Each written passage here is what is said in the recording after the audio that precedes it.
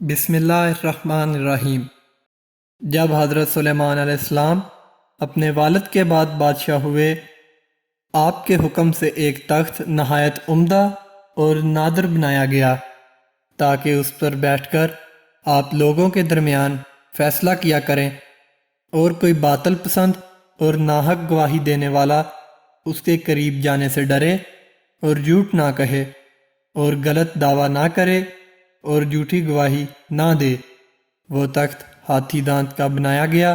اس میں یاقوت و مروارید زبرجد اور قسم قسم کے جواہرات جڑے گئے۔ اس کے گرد سونے کے 4 درخت لگائے گئے جن کے گچھے یاقوت سرخ اور سبز زمرد کے تھے،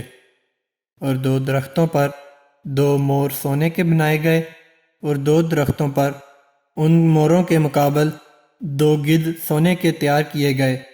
اور تخت کے 2 طرف سونے کے 2 شیر بنائے گئے جن کے سروں پر زمرد کے گرز تھے، اور ان 4 درختوں پر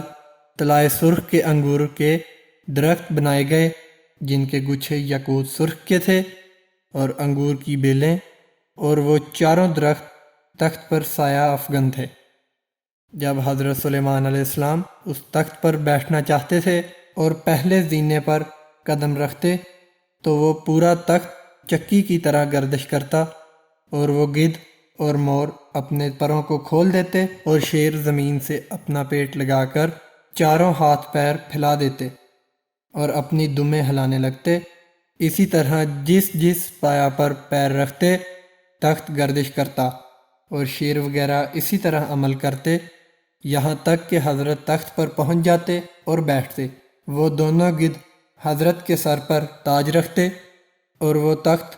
ان درختوں اور پرندوں کے گردش میں آتا، اور پرندے اپنی منقاروں سے ان حضرت پر مشک و عنبر چھڑکتے، اور وہ کبوتر جو سونے اور جواہرات سے تیار کیا ہوا تخت کے پائے میں آراستہ کیا ہوا رہتا تھا،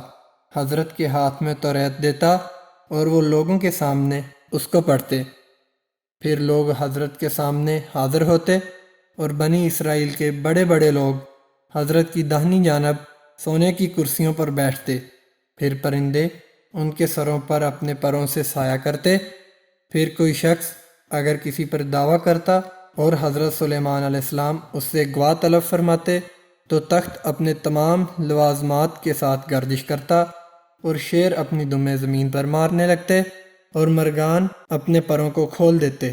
اس وقت مدعیوں اور گواہوں پر ایک زبردست رعب پڑتا جسے حقیقت کے خلاف کچھ نہ کہہ سکتے۔